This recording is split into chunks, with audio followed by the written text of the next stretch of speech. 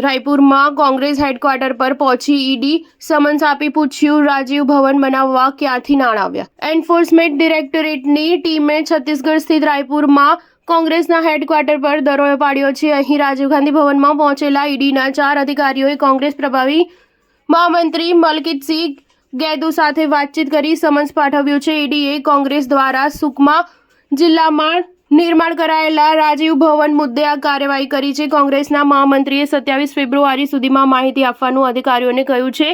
એવી ચર્ચા છે કે સંતોષકારક જવાબ નહીં મળે તો ઈડી ભવનને જપ્ત કરી શકશે. સૂત્રોના જણાવ્યા મુજબ ઈડીએ કોંગ્રેસ પ્રભારી મહાસચિવ મલકીત ગેદુને 4 પ્રશ્નો પૂછી માહિતી માંગી છે. ઈડીએ પૂછ્યું કે સુકમા જિલ્લામાં કોંગ્રેસ કાર્યાલયનું નિર્માણ કરવા માટે નાણાં ક્યાંથી આવ્યા? શું પીસીસી દ્વારા નાણાં અપાયા છે કે નહીં? જો આવું હોત તો નાણાં ક્યારે અને કેવી રીતે અપાયા? ઉલ્લેખનીય છે કે 28 ડિસેમ્બરે રાયપુર સ્થિત ધરમપુર સ્થિત ઈડીના પૂર્વ એક્સાઇઝ મંત્રી કવાસી લખમાના નિવાસસ્થાને દરોડો પડ્યો હતો.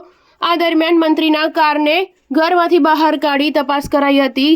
કવાસીના નજીકના કહેવાતા સુશીલ ઓઝા અને સુકમાના લખમાના પુત્ર હરીશ લખમા અને રાજુ સાહુનું ઘરે પણ કાર્યવાહી કરાઈ હતી. દરોડા બાદ કવાસી લખમાએ કહ્યું હતું કે કૌભાંડ થયું છે કે નહીં તે અંગે મારી પાસે કોઈ માહિતી નથી. હું અભણ છું. અધિકારીઓએ મને જ્યાં સહી કરવાનું કીધું મેં ત્યાં સહી કરી દીધી. ઈડીએ લખમાની 2 વખત 8 કલાક પૂછપરછ કરી હતી. ત્યારબાદ 15 જાન્યુઆરીએ તેમની ધરપકડ કરાઈ હતી. સ્ટાર ન્યૂઝ 7 હંમેશા સચ્ચાઈની સાથે.